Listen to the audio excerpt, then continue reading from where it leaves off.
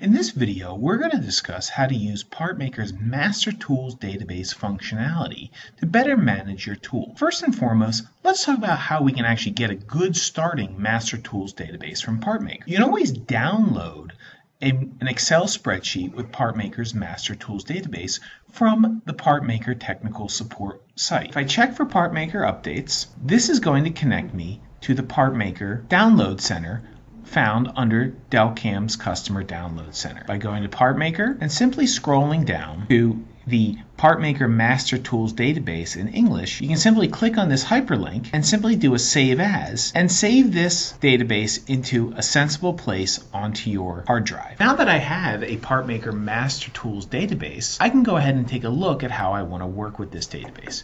Really, there's one of two ways to work with the Master Tools database with PartMaker.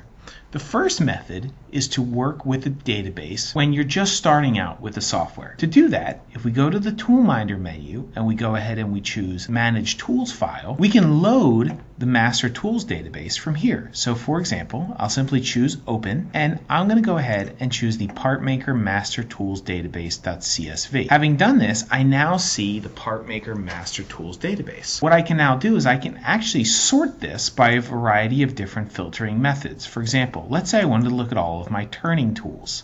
But for example, what I really wanted to look at was not the tool diameter, which is an irrelevant column for turning tool, but my actual tool nose radius. So I'm going to go ahead and look for that. Look for nose radius, and by simply making that selection, you see how now this different data is displayed within each column. So for example, let's say I'm starting off on a new job and I wanted to use a CCMT with a 4/1000 tool nose radius. I would simply click on it. If I wanted to check this out, by double clicking on it, I can actually go right to the Edit Tool dialog and actually see a 3D model of the tool.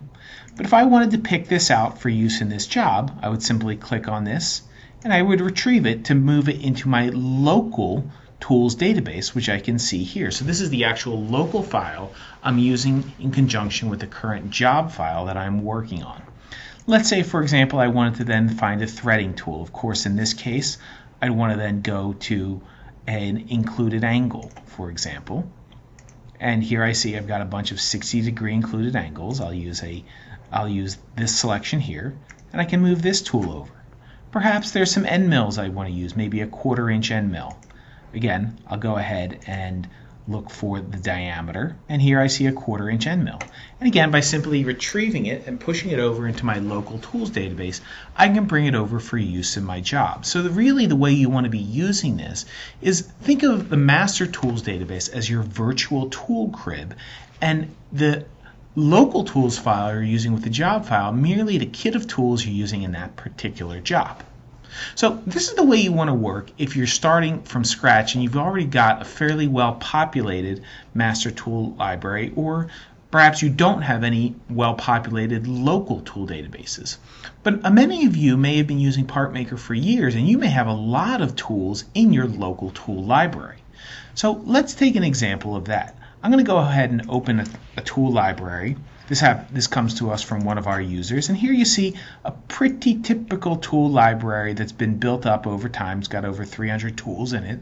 So first and foremost, what you can do is you can always store all of the tools that you've made in your tools database right into the Master Tools database, and they'll all be there. So that's a very easy thing you can do. If you don't necessarily feel like moving them over en masse, what you can do is you can go ahead and just pick individual tools that perhaps you've spent quite a bit of time creating. So what I'll do is I'll simply move this one over here, and here you see it's now stored in the Master Tool database. Perhaps I've spent a little time to create this tool as well, and again I can move this over and store it in my Master Tools database. So the point here is this is a bidirectional interface where you can move things in between one another and simply manage your tool inventory much better. I should also point out to you that this Master Tools file can be used across all PartMaker applications. So with one Master Tools file, you can manage your tool inventory between PartMaker Mill, PartMaker Turn, PartMaker Turn Mill, and SwissCam.